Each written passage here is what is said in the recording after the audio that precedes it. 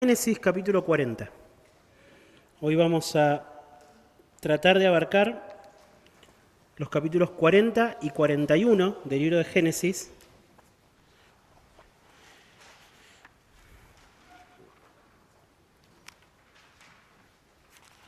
Y vamos a abarcar dos capítulos porque lo que vamos a ver a medida que avancemos es que en realidad estos dos capítulos están contando una sola historia. ¿Bien? Así que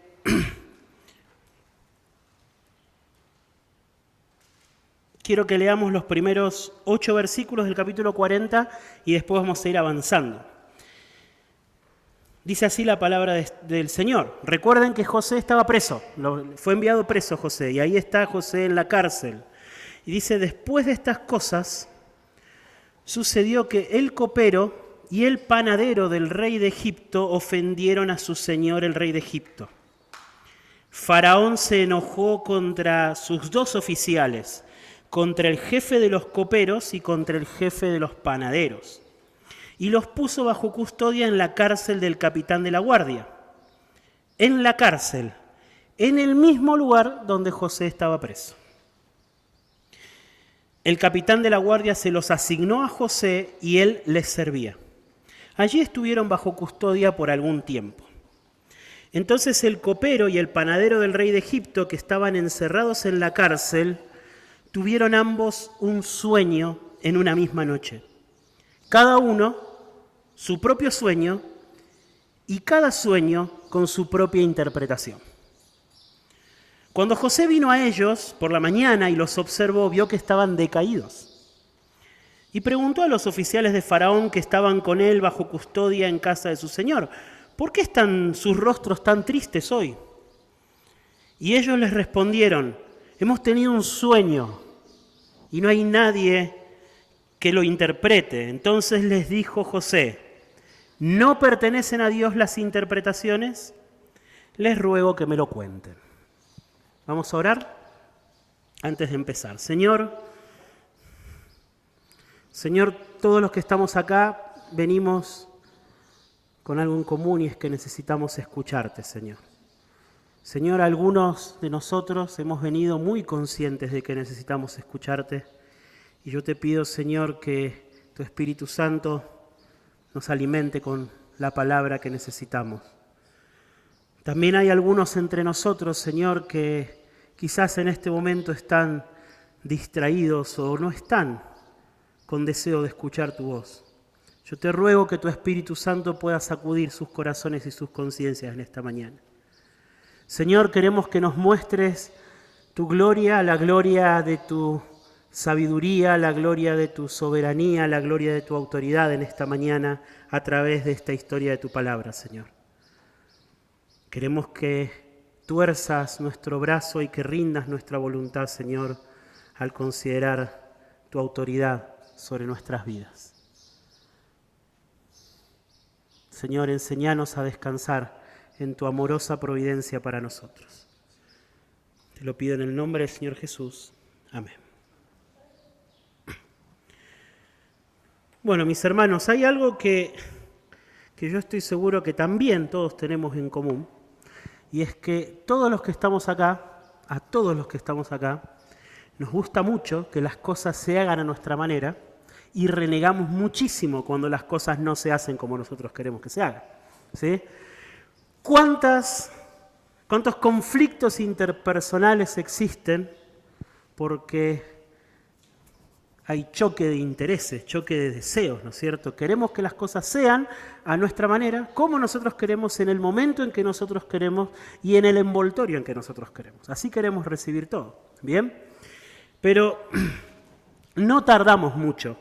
Incluso yo creo que hasta los más chicos, los más niños entre ustedes, ya se han dado cuenta que en la vida casi nada es como queremos.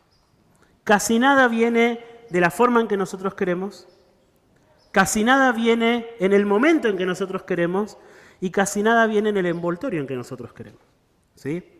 La vida, no es ninguno de nosotros, es el capitán de su propio barco, ¿sí? Ninguno de nosotros puede decir con toda seguridad qué va a ser de su vida de acá a unos pocos días. A unos pocos días. ¿Bien?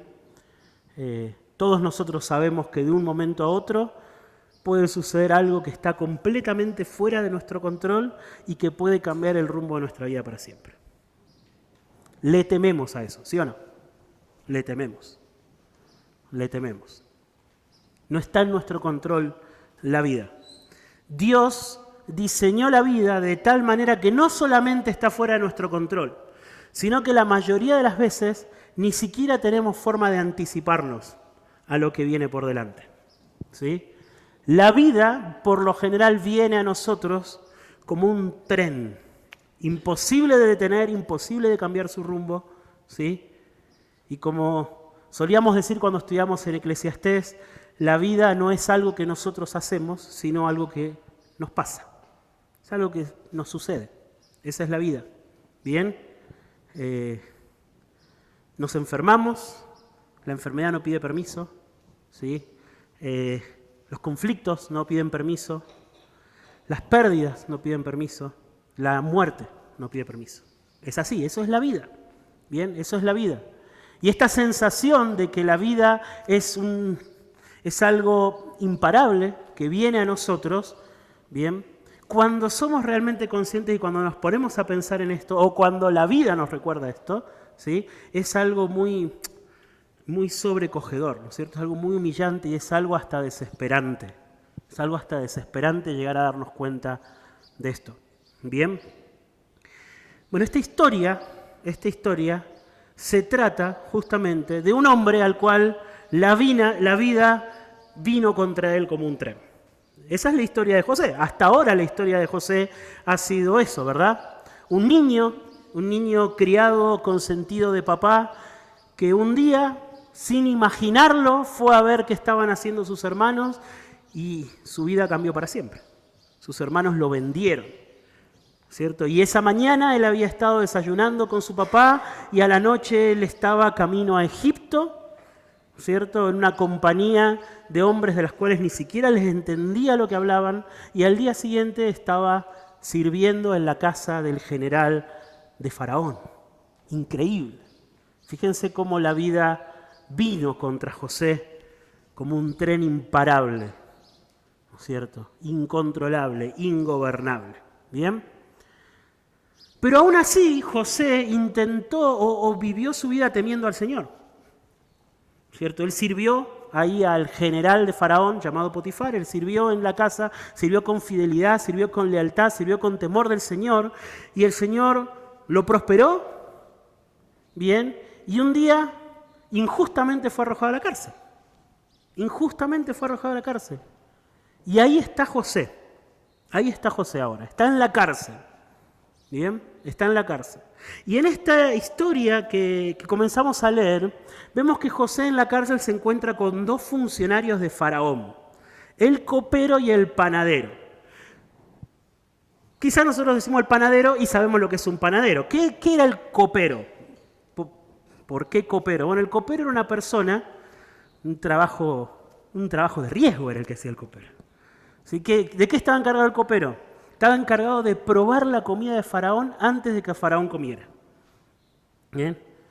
Y no es como los niños que les gusta ir a mojar el tuquito de mamá, ¿no es cierto?, con el pancito antes de comer. No es eso. ¿Por qué hacían eso? Porque para prevenir si alguien quería envenenar a Faraón. Si alguien quería envenenar a Faraón, era mejor que muriera el copero antes que muriera Faraón. Entonces el copero se encargaba de probar la comida de Faraón antes. Entonces estos dos funcionarios, muy cercanos, muy íntimos de Faraón, están en la cárcel. ¿Qué pasó con ellos? No sabemos. Lo único que sabemos es que están en la cárcel. Y en este primer episodio que vamos a leer, que es el del capítulo 40, lo que vamos a ver es que hay dos sueños que tienen. Un sueño el copero y un sueño el panadero. Bien, como hemos leído, una mañana los dos tienen un sueño y se levantan como muy perturbados. Se levantan muy perturbados. ¿Les pasó alguna vez de tener alguna pesadilla o un mal sueño y levantarse medio sin saber si es verdad o si es mentira? Bueno, así se levantaron, ¿no es cierto? Y algo que queda muy claro, lo hemos leído en el versículo 8, es que para José Para José era muy claro que el Señor le había dado el sueño. Y que así como se los había dado, el Señor tenía un significado para esos sueños. Entonces les pregunta, ahí hemos quedado con la lectura, les ruego que me lo cuenten, ¿cierto? Les ruego que me lo cuenten. Vaya si José sabía de sueños, ¿verdad? Desde el punto de vista humano, quizás si él nunca hubiera contado sus sueños, no estaría en la cárcel ahora, ¿cierto? Vaya si José sabía de sueños. Entonces José le pidió que le cuenten y ahí va el copero y le cuenta su sueño. Fíjense, versículo 9. Contó pues el jefe de los coperos su sueño a José.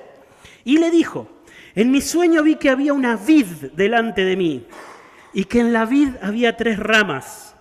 Y al echar brotes aparecieron las flores y sus racimos produjeron uvas maduras.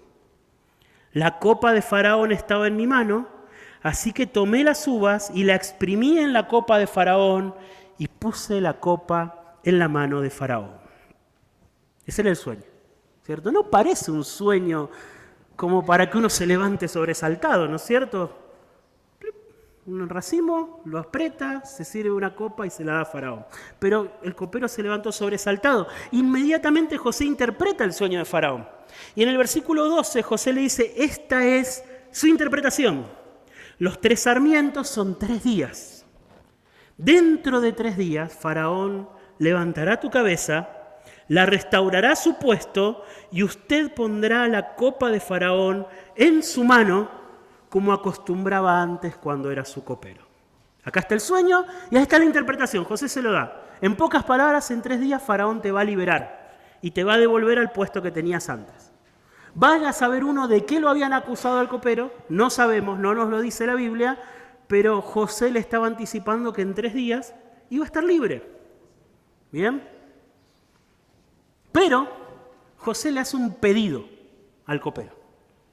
Un pedido. José absolutamente seguro de que el Señor iba a cumplir ese sueño. Y esto es clave, hermanos, esto es clave. José estaba absolutamente seguro. Estaba tan seguro que le dice en el versículo 14, solo le pido que se acuerde de mí cuando le vaya bien. Le ruego que me haga el favor de hacer mención de mí a Faraón y me saque de esta casa. ¿Pueden ver el ruego de José? El ruego en las palabras. Porque la verdad es que yo fui secuestrado de la tierra de los hebreos y aún aquí no he hecho nada para que me pusieran en el calabozo. José quería salir. José quería salir libre. Bien. Tenía en su corazón su casa, la tierra de los hebreos. Sin duda él quería volver. Quería volver a su casa. Y estaba tan seguro de que Faraón iba a liberar a su funcionario que le dice que se acuerde de mí cuando salga. Y le diga a Faraón para que él me saque de acá.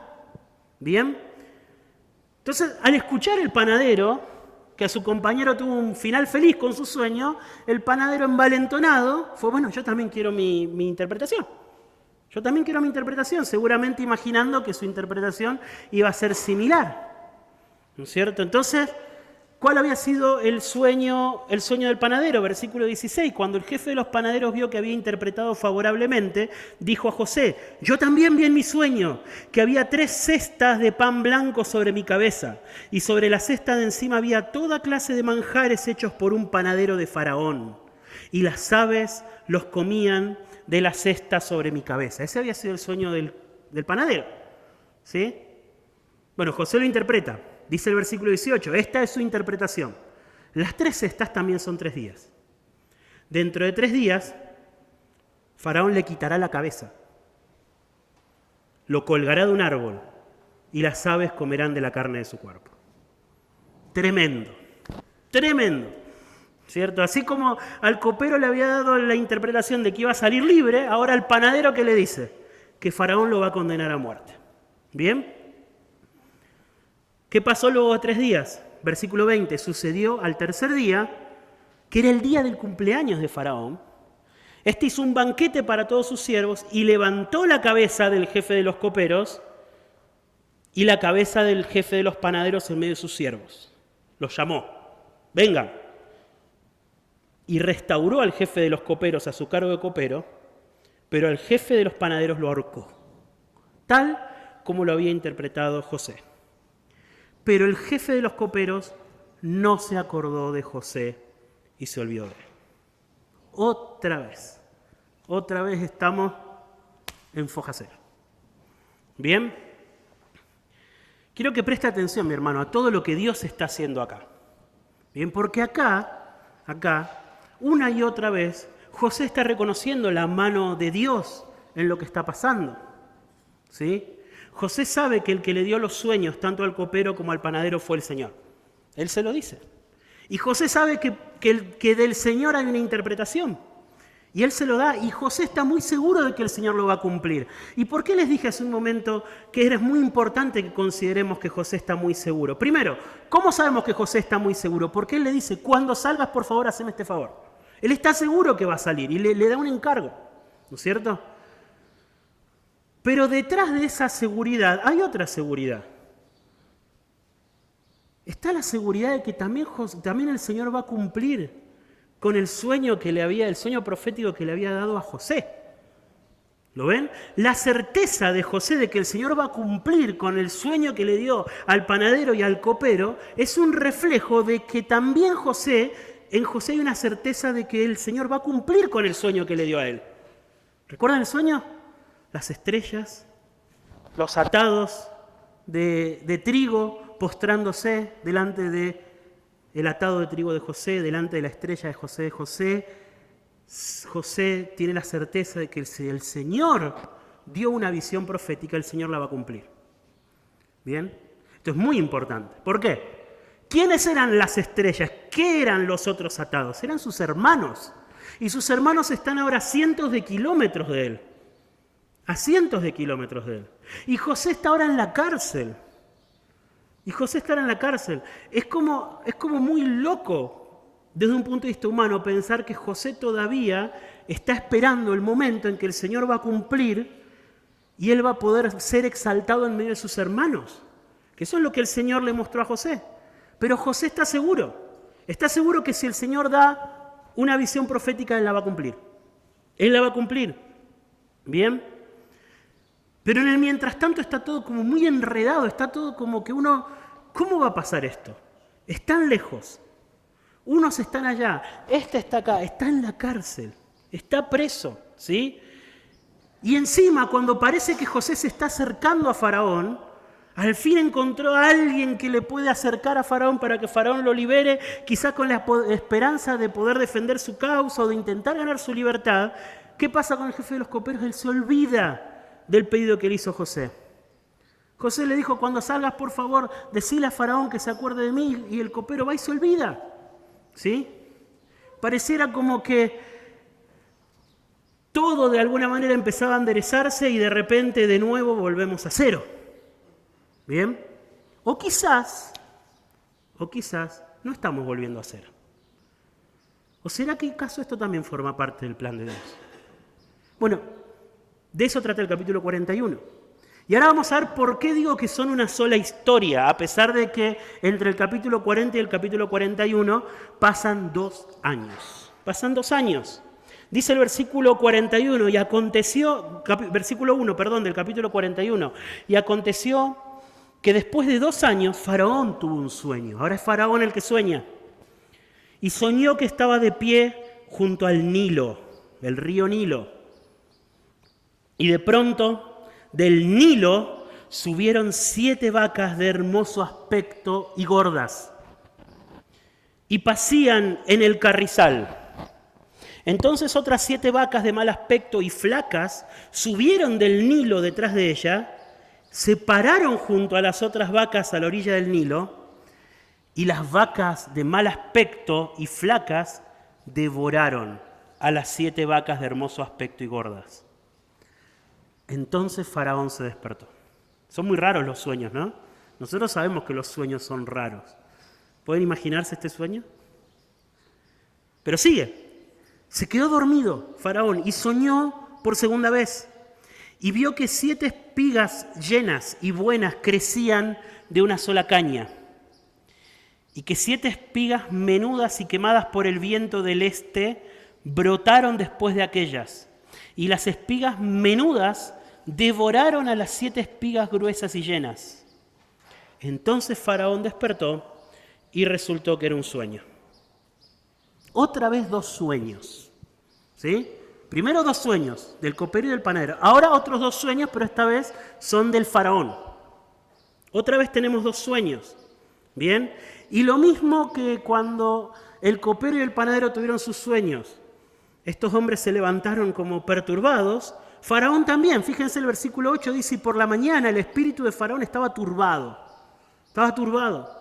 Se había quedado mal por el sueño, ¿cierto? ¿Y qué hizo? Y mandó a llamar a todos los magos, a todos los sabios de Egipto, y Faraón les contó los sueños, pero no hubo quien le pudiera interpretar los sueños a Faraón, ¿sí? Entonces Faraón se sienta en su corte, manda a llamar a los sacerdotes, a los religiosos, a los sabios de Egipto, ninguno sabe, y resulta que en la corte, ¿quién estaba?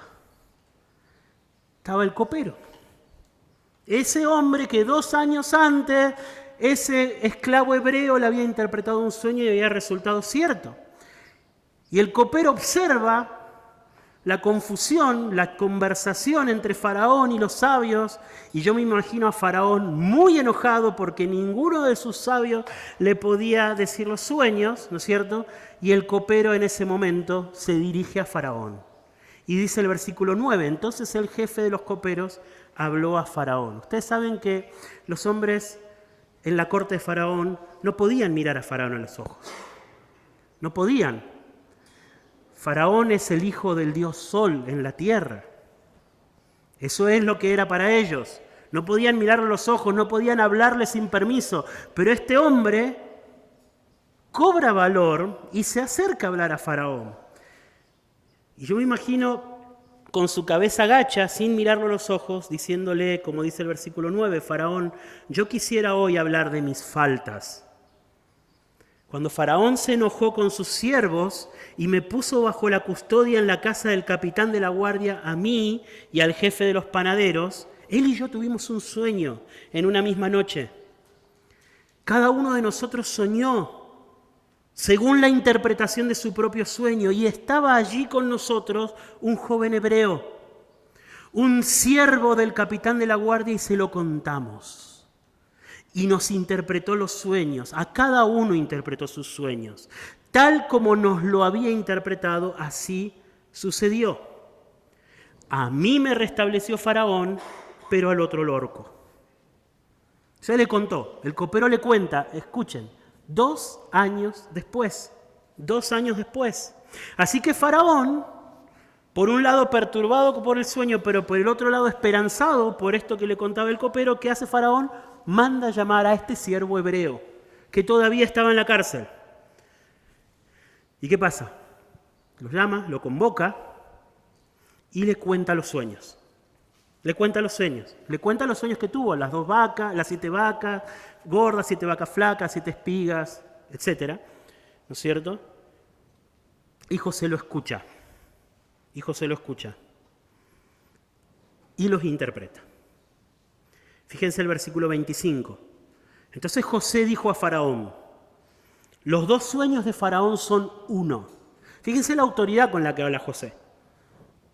José no dice, mira, a mí me parece Faraón. No, José, plantado con autoridad, ha recibido la interpretación de esos sueños. La recibió. ¿Sí? Los 2 sueños de Faraón son uno. Dios ha anunciado a Faraón lo que él va a hacer. Dios ha anunciado a Faraón lo que él va a hacer. Y le empieza a explicar, le empieza a interpretar los sueños. Las 7 vacas hermosas son 7 años. Y las 7 espigas hermosas son 7 años. Y las 7 vacas flacas y feas que subieron detrás de ella también son 7 años. Lo mismo las 7 espigas quemadas por el viento. Serán 7 años de hambre. Esto es lo que he dicho a Faraón. Dios ha mostrado a Faraón lo que va a hacer. Dios ha mostrado a Faraón lo que va a hacer. Van a venir 7 años de gran abundancia en la tierra de Egipto. Y después de ellos vendrán 7 años de hambre. Será olvidada toda la abundancia de la tierra de Egipto y el hambre asolará la tierra. No se conocerá la abundancia en la tierra a causa del hambre que vendrá, que será muy severa. Y en cuanto a la repetición del sueño a Faraón 2 veces, quiere decir que el asunto está determinado por Dios y que Dios lo hará pronto. Stop acá. ¿Escucharon eso? Es importantísimo lo que acaba de decir José. José está diciendo algo no solo acerca del sueño, sino acerca de un recurso que está usando Dios de repetir el sueño 2 veces. José ya interpretó el sueño y ahora José se detiene en el hecho de que Dios le dio el sueño 2 veces. Le dio el sueño 2 veces, igual que le había dado un sueño 2 veces a él. ¿No ven? El Señor le dio a José 2 sueños. Las 12 espigas que se postraban frente a la espiga de él y las estrellas que se postraban frente a la estrella de él. 2 veces. Y ahora el Señor le está dando a Faraón 2 veces. Y José le está diciendo qué significa que le dé el sueño 2 veces. ¿Qué significa? Significa que el asunto está determinado por Dios y que Dios lo hará pronto. De nuevo, ¿pueden ver la esperanza? La esperanza que hay en José. Por favor, esto es clave acá en la historia. Esto es crucial porque, insisto y lo repito, José está a cientos de kilómetros de su familia, está preso, porque por ahora está preso, ¿no es cierto? Y ahora está hablando en la corte de Faraón, y cuando uno va a hablar a Faraón hay que ver de qué humor está Faraón. Porque si a Faraón no le gusta lo que yo le digo, Faraón tiene autoridad para tirarme a los cocodrilos en el río Nilo. Eso es lo que hacen los déspotas, y eso es lo que José sabía que Faraón podía hacer con él. Entonces, en este momento, mis hermanos, es muy claro que José estaba convencido de que de alguna manera, no solamente Dios había determinado traer 7 años de abundancia y traer 7 años de hambre sobre la tierra de Egipto, sino que de alguna manera estaba determinado por Dios, y Dios pronto haría que Él sea exaltado en medio de sus hermanos. Que Él sea exaltado. Por eso el Señor le había dado el sueño 2 veces. ¿Bien? Y si nosotros encima nos alejamos un poco de la historia y la vemos nosotros en el panorama de toda la historia, en este momento empieza a ser muy claro para nosotros que ningún detalle del doloroso camino que el Señor había trazado para José estuvo fuera del control del Señor. Ningún detalle. Él en su soberano plan se había propuesto usar en este momento ahora la ingratitud y el olvido del copero para que José llegara a la corte de Faraón en el momento justo. ¿Por qué digo en el momento justo? Fíjense lo que sucede en el versículo 33. Ahora pues, sigue hablando José a Faraón. Escuchen, es el esclavo preso. El esclavo preso ahora le va a hablar a Faraón y le dice: busque Faraón un hombre prudente y sabio y póngalo sobre la tierra de Egipto. A ver, ningún cortesano de Faraón se iba a atrever a aconsejar a Faraón sin que Faraón se lo pida. Y este esclavo hebreo aconseja a Faraón qué es lo que tiene que hacer. ¿Cierto? Vienen 7 años de abundancia, después vienen 7 años de hambre. Busque Faraón un hombre prudente y sabio. Decida Faraón nombrar inspectores sobre el país. Exija 1/5 de la producción de la tierra de Egipto en los 7 años de abundancia. Y que los inspectores recojan todos los víveres en esos años, los almacenen en las ciudades, el grano para alimento bajo la autoridad de Faraón y lo protejan. Y que los víveres sean una reserva para el país durante los 7 años de hambre. Le pareció bien la idea a Faraón. ¿Bien? No hay José a los cocodrilos, sino que le parece bien la idea a Faraón. ¿Y qué se le dice a Faraón? Versículo 38. Entonces Faraón dijo a sus siervos: ¿podemos hallar un hombre como este, en quien esté el Espíritu de Dios? Entonces Faraón se vuelve a José y le dice: puesto que Dios te ha hecho saber todo esto, no hay nadie tan prudente ni tan sabio como tú. Tú estarás sobre mi casa, y todo mi pueblo obedecerá tus órdenes. Solamente en el trono yo seré mayor que tú. Te he puesto sobre toda la tierra de Egipto. Y Faraón se quitó el anillo de sellar de su mano y lo puso en la mano de José. Lo vistió con las vestiduras de lino fino, puso un collar de oro en su cuello, le hizo montar en su segundo carro y proclamaron delante de él: doblen la rodilla. Y lo puso sobre toda la tierra de Egipto. Y le dijo Faraón a José: aunque yo soy Faraón, sin embargo nadie levantará su mano ni su pie sin tu permiso en la tierra de Egipto. Y Faraón llamó a José por el nombre de Safnat Panea y le dio por mujer a Asenat, hija de Potifera, sacerdote de On. Y salió José para ver la tierra de Egipto. 30 años tenía José cuando se presentó ante Faraón, rey de Egipto. ¿Se acuerdan cuántos años tenía José cuando lo vendieron sus hermanos? 17 años. 17 años. 13 años pasaron. 13 años. Tremendo. Tremendo. Tremendo. 13 años habían pasado, ¿cierto? Y nos cuenta el versículo 47 que la tierra produjo a manos llenas durante los 7 años de abundancia. José recogió todo el fruto de esos 7 años de abundancia que hubo en la tierra de Egipto, guardó el alimento en ciudades y en cada ciudad guardó el fruto de sus campos circunvecinos. Y así José almacenó grano en gran abundancia como la arena del mar hasta que tuvo que dejar de contarlo, dice, porque no se podía medir. Pero antes que llegaran los años de hambre, le nacieron a José 2 hijos, los que les dio Asenat, hija de Potifera. Al primogénito, José le puso el nombre de Manasés, porque dijo: Dios me ha hecho olvidar todo mi trabajo y toda la casa de mi padre. Y al segundo le puso por nombre Efraín, porque dijo: Dios me ha hecho fecundo en la tierra de mi aflicción. Dios me ha hecho fecundo en la tierra de mi aflicción. José ahora es el gran protector de Egipto.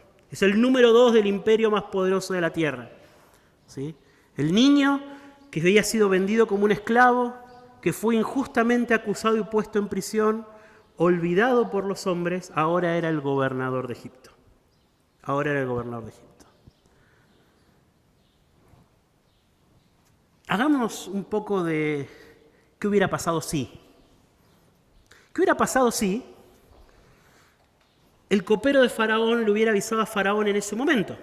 Hubiera sido información absolutamente irrelevante. Este hombre me interpretó los sueños. Está bien, sí. Era información absolutamente irrelevante. Todavía faltaban 2 años para el hambre.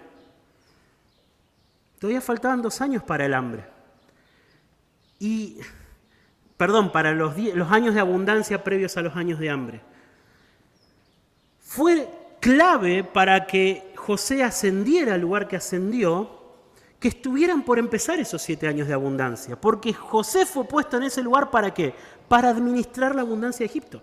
Para eso fue puesto. ¿Sí? ¿Cuál es el punto?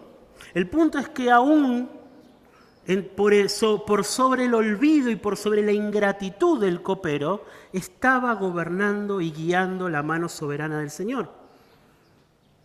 Todo tiene que llegar a un punto. ¿A dónde tiene que llegar? ¿A dónde se tienen que conducir todas las cosas? Al momento en que José se ha exaltado sobre sus hermanos. A eso se tiene que conducir toda la historia, ¿verdad? Entonces, ya vemos a José exaltado en la tierra de Egipto. Eso ya es un montón, es muchísimo. Pero para que José llegara a ese lugar, él tuvo que llegar a eso como administrador de la abundancia de Egipto. Y la abundancia de Egipto llegó en un momento específico. Y es para ese momento específico para el cual el Señor lo necesitaba en la corte. Y para que llegara en ese momento, era crucial que el copero se olvidara de José por 2 años. Ahora, hay que pasar esos 2 años en la cárcel, ¿o no? Hay que pasarlos. Si el Señor se le hubiera aparecido a José y le hubiese dicho: José, no te preocupes, el copero se va a olvidar, pero son 2 años. Es distinto, ¿no? Por ahí es difícil, son 2 años, hay que pasarlo, pero uno ya sabe. Pero no hizo el Señor eso, o por lo menos no nos dice nada la Escritura de que el Señor le haya informado a José. Y la verdad es que en la vida no sucede así. El Señor no nos muestran los pasos que tenemos por delante. No nos muestra cómo las aflicciones del presente juegan un rol crucial para para nuestro futuro, no nos muestra. ¿Qué es lo único que nos da? Lo mismo que le dio a José, promesas. Eso es lo que nos da. Lo mismo que le dio a José, promesas. Y de la manera en la que José fue fortalecido a lo largo de todos estos 13 años por el recuerdo y por la esperanza de que el Señor iba a cumplir con lo que le había prometido, y así fue sostenido él, de la misma manera, mis hermanos, nosotros somos sostenidos a lo largo de todas las circunstancias difíciles, inexplicables, inevitables, insoportables. Somos sostenidos por medio de nuestra esperanza en las promesas del Evangelio. Por medio de nuestra esperanza en las promesas del Evangelio. De hecho, fíjense cómo termina esta historia. Esta historia termina con José reconociendo la mano del Señor en sus años de angustia en Egipto. Cuando José tiene sus 2 hijos, él le pone nombre a estos hijos, por un lado recordando cómo el Señor había estado con él y le había hecho olvidar su tierra. ¿Olvidar en qué sentido? ¿En el sentido de que ya no le importaba? No, claramente no. Nosotros vamos a ver que a José le importaba su papá, le importaban sus hermanos. Pero olvidar en el qué sentido? En el lenguaje de hoy, soltar. En ese sentido. Soltar. El Señor le dio a él la esperanza para poder dejar de aferrarse a aquello que él no se debía aferrar. Su lugar ahora era Egipto. Era el lugar que el Señor había trazado para él en su plan soberano. Y a él le tocaba vivir en Egipto y honrar al Señor en Egipto. Honrar al Señor en Egipto. Y él tiene su hijo y reconoce esto: el Señor me hizo olvidar. El Señor me hizo olvidar. Pero el Señor no solo le había hecho olvidar. Cuando él tiene su segundo hijo, él reconoce con gratitud que el Señor lo había bendecido en la tierra de su aflicción. Qué hermosa manera, ¿no es cierto?, de referirse a la obra del Señor. Cuando José ve la bendición del Señor, él no ve la bendición como el quitar la aflicción, sino ve la bendición como el Señor acompañándolo en la tierra de su aflicción. Así lo vio José, por eso él dice: Dios me ha hecho fecundo en la tierra de mi aflicción, en la tierra de mi aflicción. Bueno, los versículos finales del capítulo 41 nos muestran cómo se cumple efectivamente el sueño. Vienen los 7 años de abundancia y luego viene el hambre. Luego viene el hambre. El hambre, dice el versículo 56, se extendió sobre toda la superficie de la tierra. ¿Y qué pasó cuando vino el hambre? José abrió los graneros y vendió a los egipcios, pues el hambre era severa en la tierra de Egipto. Y como toda buena historia, tiene que dejarnos el pie para el siguiente episodio, ¿o no? Eso es lo que hacen las buenas historias. Y dice: y de todos los países venían a Egipto para comprar grano a José, porque el hambre era severa en toda la tierra. En toda la tierra. Entonces, con estas palabras, Moisés deja latente una tensión que va a venir después. Se extendió sobre toda la tierra el hambre. ¿Será que llegó también a la tierra de Canaán? ¿Será que llegó ahí? ¿Será que también, así como venían de toda la tierra a comprar grano, será que vendrá su papá? ¿Vendrán sus hermanos a comprar grano a la tierra de Egipto? Ya nos está lanzando a lo que viene Moisés. Pero lo que vemos nosotros es que Dios se está moviendo detrás de todas las circunstancias y está cumpliendo su plan en la vida de José. Pero aún más, Él está cumpliendo sus propósitos conforme a la promesa que le hizo a Abraham, a Isaac y a Jacob. ¿Cierto? Porque esta promesa que el Señor le hizo a José de exaltarlo por encima de sus hermanos va a ser clave, como vamos a ver la semana que viene, para que Dios cumpla la promesa que le hizo a Abraham de bendecir por medio de su familia a todas las naciones de la tierra. O sea, de que venga el Salvador, de que venga el Salvador. Esta historia es una historia acerca de que los caminos del Señor son misteriosos. Son misteriosos.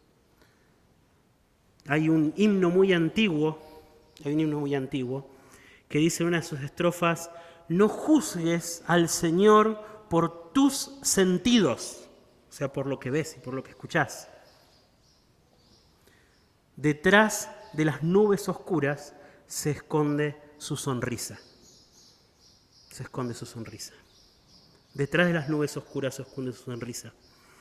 Y esa es la lección que hay de la vida de José. Y esa es la lección que el Señor quiere dejarnos a nosotros a través de esta historia. A través de esta historia. Ustedes saben que el camino desde Egipto hasta la tierra prometida era un camino de unas pocas semanas. Cuando el Señor liberó a su pueblo de la tierra de Egipto, Él lo podría haber llevado unas pocas semanas a la tierra prometida. Pero Él planeó un camino de casi 2 años que se convirtió en 40 años. Cuando esta generación que recibió el libro de Génesis estaba escuchando esta historia, estaba siendo llamada a reflexionar en que los 40 años que habían tenido que atravesar en el desierto y haber tenido que dejar a sus padres enterrados en la arena del desierto, no fue un sinsentido. No fue un sinsentido, fue parte de los caminos misteriosos del Señor. Que detrás de esas nubes oscuras de aflicción se seguía escondiendo la sonrisa del Señor para ellos. Se seguía manifestando el amor de Dios para ellos. Historias como estas hacen que hombres como José y como ustedes y como yo nos preguntemos una y otra vez cómo puede ser que Dios sea bueno y que Dios sea justo y permita que le pasen cosas malas a personas que intentan seguirlo. ¿Cómo puede ser eso? Esta es la clase de preguntas que se levanta cuando nosotros estamos en situaciones similares a las que vivió José. Si yo estoy tratando de hacer las cosas que el Señor quiere, si yo estoy tratando de seguir al Señor, si yo puse mi esperanza en Cristo para que Él me salve, ¿por qué tengo que pasar o por qué me suceden las cosas que me suceden? ¿Quién no ha luchado con esa clase de pensamiento? Entonces alguien puede quizás acercarse a alguien como José en la cárcel e intentar explicarle, bueno, que Dios no puede hacer nada con el libre albedrío de la esposa de Potifar, con el libre albedrío del copero. Si ellos quieren desobedecer, si ellos quieren ser malos, Dios no puede hacer nada. Dios no puede hacer nada. Que los hombres tienen que ser libres y que Dios no puede hacer nada contra eso. Que tampoco puede hacer nada si los hombres se olvidan. Alguien puede intentar explicarnos en medio de la aflicción de que nosotros estamos pasando por lo que pasamos porque Dios tiene que respetar la libertad de los hombres. Y si los hombres hacen cosas malas, nos hacen cosas malas, Dios no los puede detener. Porque ellos son libres. Y Dios tiene que respetar el libre albedrío de las personas. Pero lo que nosotros vemos en esta historia es que Dios no tiene por qué respetar la libertad de las personas. Dios hace lo que quiere, cuando quiere y cómo quiere. Dios puede hacer mucho más. A ver, mis hermanos, Dios no juega a las cartas con las cartas que le tocaron.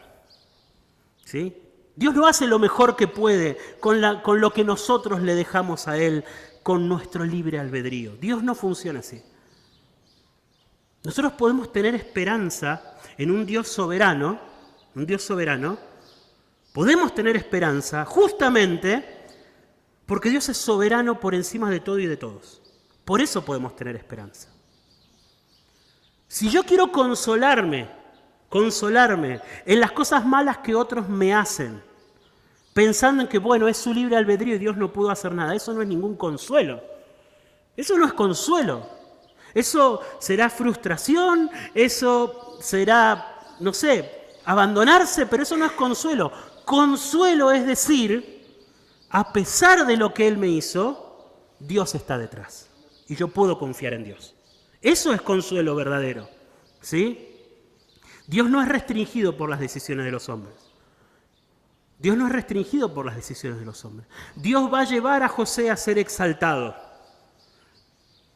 Y eso va a ser, aunque sus hermanos lo vendan, eso va a ser, aunque la esposa de Potifar miente y lo mande a la cárcel, y eso va a ser, aunque el copero se olvide de José. Dios va a exaltar a José.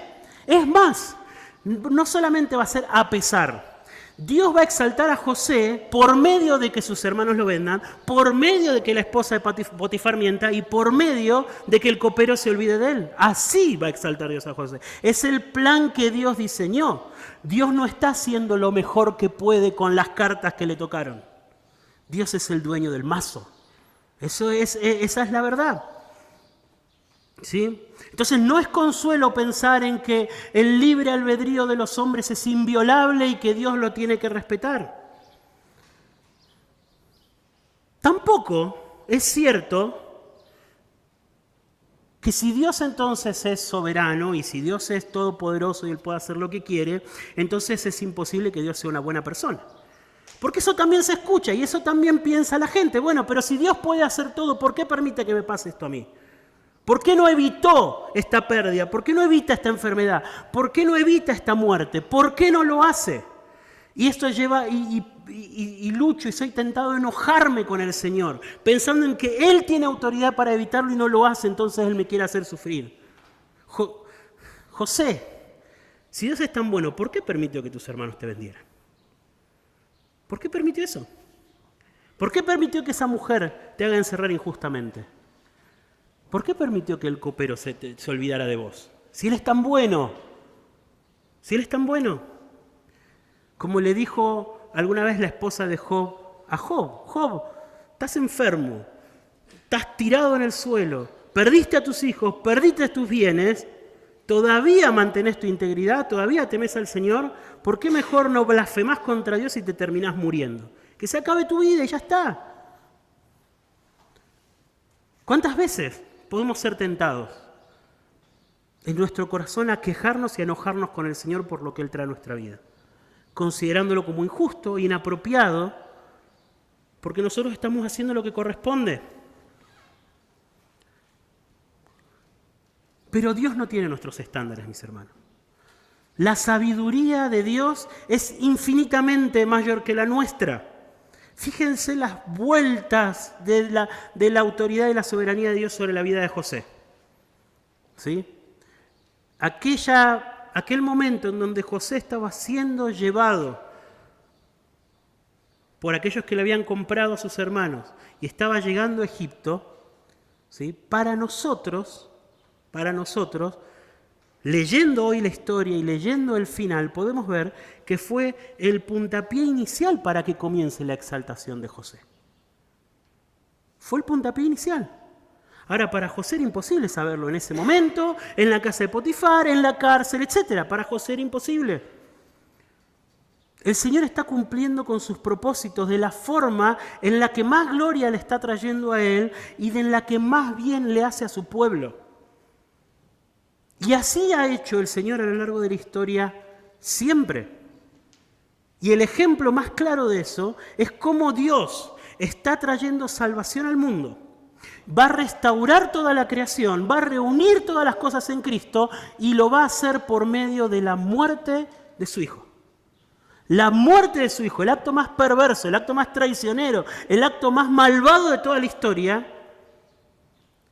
es el puntapié inicial de la nueva creación y de nuestra salvación. ¿Pueden verlo? Así obra Dios en la historia. Mis hermanos, la Escritura, la respuesta de la Escritura a por qué suceden cosas tan difíciles y tan tristes y tan sobrecogedoras sobre nuestra vida, sobre todo en el camino angosto, ¿sí? No es que Dios no puede detener la maldad de los hombres. No es que Dios no puede evitar nuestro dolor. No es esa la respuesta, ¿sí? La respuesta es que Dios está cumpliendo con su palabra, está cumpliendo con sus promesas, está llevándonos a la salvación por medio de su plan sabio, soberano y, escuchen, amoroso. Amoroso. ¿Sí? ¿Qué le tocó hacer a José y qué le toca hacer al pueblo de Dios que sufre en el día a día, en el camino angosto? José, lejos de su familia, lejos de su papá, Él temió al Señor y él tuvo esperanza en que él iba a cumplir su promesa. Una y otra vez nosotros vemos la esperanza en las palabras de José. Vemos la esperanza en las palabras de José. ¿Sí? El mismo Señor que ahora lo había hecho fecundo en la tierra de su aflicción, que le había hecho olvidar la casa de su padre, fue el mismo Señor que lo condujo a lo largo de esos 17 años en Egipto, a lo largo de esos 13 años en Egipto. Y a ese Señor él temió. Por eso cuando fue tentado por la esposa de Faraón, él le dijo, yo nunca voy a hacer este gran mal y pecar contra el Señor. Pecar contra mi Dios, nunca lo voy a hacer. Por eso cuando se enfrentó al copero y al panadero, él le dijo, el Señor les dio este sueño y él va a darles la interpretación.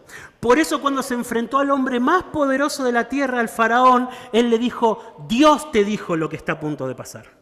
Y Dios te va a dar ahora la interpretación. Él temió al Señor, él confió en el Señor, él esperó en la promesa que el Señor le había hecho. Y él confesaba una y otra vez que era el Señor el que estaba obrando en su vida. Que era el Señor el que lo había traído hasta ese momento, el Señor era el que estaba ordenando las cosas y que el Señor iba a cumplir con el propósito y con lo que Él le había anunciado a él y con lo que Él le iba anunciando a todas las personas que había a su alrededor. José confiaba en que los propósitos de Dios se van a cumplir y que el Señor se iba a encargar de traerlos en el tiempo en el que Él lo quisiera. Eso fue lo que Él le dijo lo que Él le dijo a Faraón. Cuando José le dijo a Faraón, el Señor te dio los sueños 2 veces, y esto significa que es un propósito de Dios y que lo está por traer pronto, lo que él le estaba diciendo era que el Señor estaba cumpliendo con sus planes en su tiempo. En su tiempo.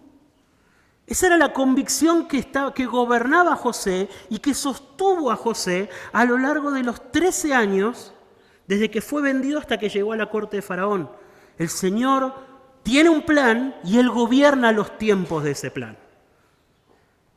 Fíjense que era muy sencillo para los demás escuchar a José decir eso acerca de los planes, ¿no? Del hambre, de la abundancia.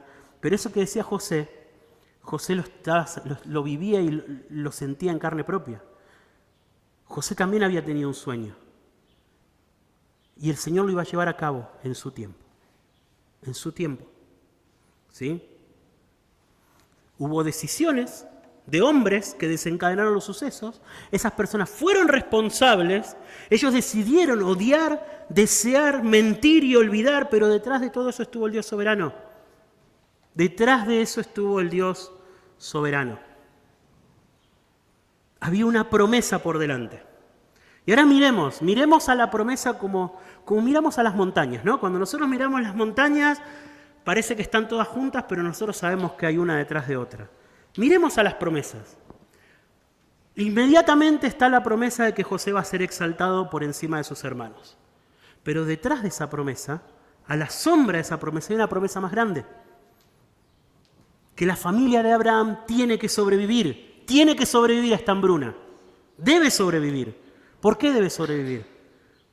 Porque por medio de esa familia el Señor prometió traer salvación al mundo. Y Dios está a punto de usar a José para que esa familia sobreviva. Y cuando esa familia sobreviva, los años van a pasar y el Salvador va a venir. Y nosotros ahora miramos a esta promesa, pero del otro lado. Después de su cumplimiento la vemos. El Salvador llegó. José fue exaltado por sus hermanos. La familia de la promesa se salvó. Y el Salvador vino por medio de esa familia. Jesús vino. Jesús vino. Demostrando que no hay nada que pueda impedir que Dios cumpla con sus promesas. El hijo de Eva, que va a aplastar a la serpiente, va a perdonar nuestros pecados y va a traer la nueva creación, ya vino. Ya vino.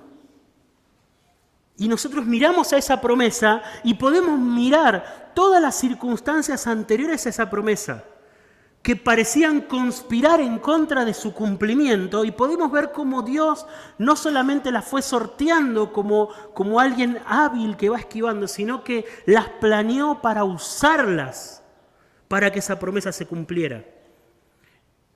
Podemos ver la fidelidad de Dios.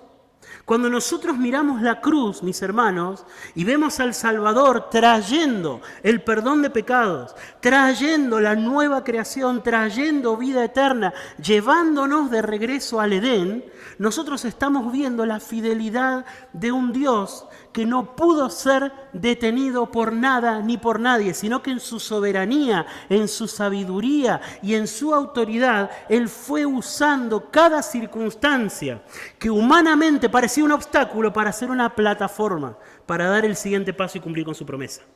Eso fue lo que hizo el Señor. Nadie puede detener su mano. Nadie. Nadie. Por eso, cuando el apóstol Pablo considera nuestra salvación, considera cómo Dios planeó nuestra salvación desde la eternidad pasada, Él dice que Él está absolutamente seguro. Estoy seguro, dice Pablo, que ni la muerte, que ni la vida, que ni ángeles, ni principados, ni potestades, ni lo presente, ni lo porvenir, ni ninguna otra cosa creada nos puede separar del amor de Dios que es en Cristo Jesús. ¿Por qué está seguro? Porque Dios es soberano. Porque la muerte, la vida, los demonios, lo presente, lo que venga por delante, todo eso está siendo gobernado por el Señor para nuestro bien, para que lleguemos al final de la carrera, para que nuestra salvación sea asegurada, para que perseveremos, para que abracemos a Cristo hasta el final y para que cada circunstancia difícil, en lugar de voltearnos del camino angosto, sea un escalón para el siguiente paso en el camino angosto. Para eso. Ese es el Señor que tenemos. La soberanía de Dios, mis hermanos, entonces, tiene que ser un consuelo para nosotros en medio de la aflicción. Tiene que ser un consuelo para nosotros en medio de toda adversidad. La soberanía de Dios, descansar en un Dios soberano, en un Dios que gobierna los detalles. El Dios que gobierna sobre la memoria de un copero. El Dios que gobierna sobre la memoria de un copero es el Dios que gobierna sobre cada detalle de nuestra vida. Gobierna sobre la enfermedad. Gobierna sobre el dolor. Gobierna sobre las angustias, la depresión. Gobierna sobre las personas que nos hacen daño. Gobierna sobre aquellas cosas que suceden alrededor y que ni nosotros ni nadie pueden controlar. Él las gobierna todas y cada una. Jesús les dijo a sus discípulos, no teman, no tengan ansiedad, les dijo, no se afanen, no tengan ansiedad, porque ningún pajarito se cae a la tierra sin la voluntad del Padre que está en los cielos. Fíjense la conexión que hace Jesús entre nuestra ansiedad y la soberanía de Dios. ¿Qué me genera ansiedad? Lo que está fuera de mi control. Eso es lo que me genera ansiedad. La ansiedad es el orgullo del que quiere tener todo bajo su control y sabe que no puede tener las cosas bajo su control. Jesús dijo, no tengan ansiedad, no se afanen, porque no va a pasarles nada a ustedes sin la voluntad del Padre que está en los cielos. Ningún pajarito se cae de la tierra sin la voluntad del Padre que está en los cielos. El Señor gobierna soberanamente sobre las aves que caen en esos bosques inhóspitos de los que ningún hombre jamás se enteró ni nadie se va a enterar. Y Él, gobernando su creación así, gobierna sobre cada detalle de nuestras vidas y de sus vidas, mis hermanos. Si ustedes son de Cristo, sean libres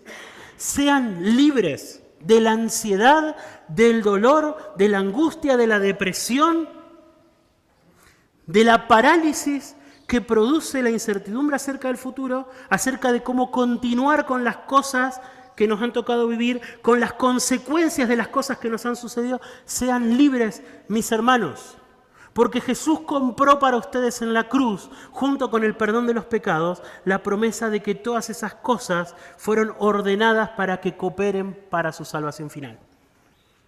Él lo compró para ustedes. Él lo compró para ustedes. Sean libres para enfrentar lo que sea que venga por delante. Sean libres por la promesa que les hace el Señor de que todos sus caminos son misericordia y verdad para los que confían en Él. Sean libres. Pero ¿saben que esta promesa, el apóstol Pablo se encarga de resaltar y de remarcar que no es una promesa para todos?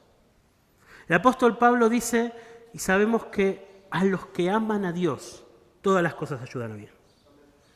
A los que aman a Dios. ¿Quiénes son los que aman a Dios? Dice, los que conforme a su propósito han sido llamados. Lo vamos a decir en forma sencilla, esta promesa es solo para los que son de Cristo. Solo para los que son salvos. Solo para los que se han arrepentido y han confiado en Jesús para su salvación. Es solamente para ellos. ¿Qué puedo decirles entonces a aquellos de ustedes que todavía no son de Cristo? Lo primero que les puedo decir es que mientras no vengan a Cristo, ¿sí?, no intenten aferrarse a esta promesa. El Señor no está haciendo que todas las cosas obren para el bien de ustedes si ustedes no están entre aquellos que le aman y aquellos que han sido llamados por Él. Deben saberlo, deben saberlo. Pero también deben saber, a ustedes que escuchan el Evangelio, que a pesar de que esta promesa todavía no es de ustedes, ustedes no están por fuera del control soberano de Dios. Dios gobierna también sobre cada uno de los detalles de su vida. ¿Sí? Y uno de los detalles sobre los cuales Dios ha gobernado ahora y en este momento es que Él los ha traído a este lugar a escuchar su Evangelio. Él los trajo a escuchar el Evangelio. Él los trajo para que ustedes una vez más sean llamados a arrepentirse de sus pecados y confiar en aquel que puso su vida para perdonarlos de todos sus pecados. Hoy la providencia de Dios, la soberanía de Dios, el control soberano de Dios fue el que los trajo hasta acá. Él planeó este momento en su gracia para que ustedes escuchen el Evangelio una vez más. Para que escuchen que por medio de Jesús hay perdón de pecado para ustedes. Por medio de Jesús hay salvación y vida eterna. Y por medio de Jesús también para ustedes es la promesa de que Dios obrará hasta el final cada detalle de su vida para su bien y para su salvación. Vengan a Cristo. El problema más grave que tienen no son las circunstancias que hoy rodean su vida, por más difícil y dura que puedan ser. No niego que la vida puede ser difícil. Pero si no son de Cristo, infinitamente más grave es el problema de enfrentar la ira de Dios. Y ese es el problema que Cristo resuelve.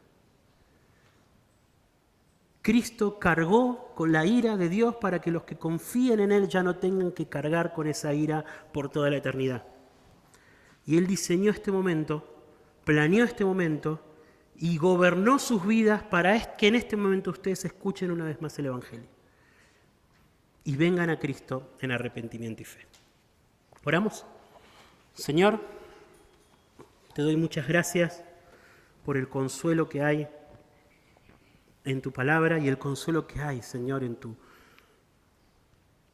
tu amor y en tu soberanía que gobierna sobre nuestras vidas. Señor, ayúdanos y fortalecenos porque la vida es difícil, Señor, y la vida es durísima. Somos tentados una y otra vez a desconfiar de tu amor y nosotros no queremos eso, queremos que tu palabra una y otra vez haga que nuestros ojos puedan volverse a la cruz, poder estar convencidos de tu amor al mirar la cruz y convencidos de tu amor confiar en que cada paso de nuestra vida que viene por delante está siendo planeado por ese gran amor que tenés por nosotros, Señor.